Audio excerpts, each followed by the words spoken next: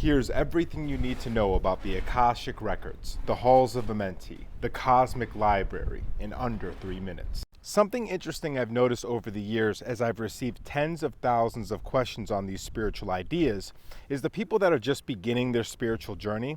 It's not that they lack the knowledge or wisdom or gifts to be able to go through that journey. It's that all these years they've been given bad information. There are unfortunately millions of people that will tell you what the Akashic Records, Halls of Amenti, and Cosmic Library are that have absolutely no idea what they're talking about. And if there's one thing you could appreciate about the spiritual deception of our age, it's this.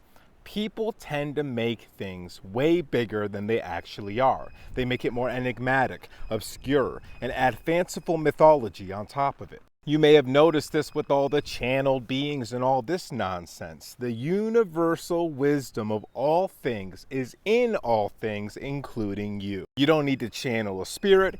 You don't need to follow a specific God. You just need to have reverence and gratitude for the great spirit that creates all things.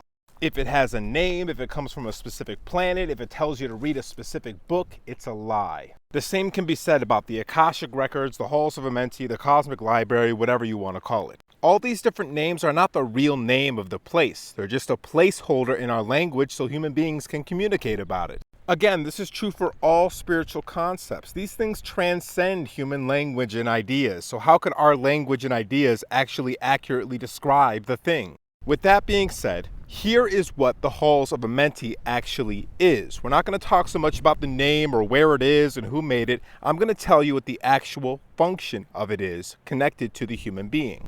It is epigenetic layering, which all of your ancestors, every time they thought something, did something, saw something, it was layered on their DNA.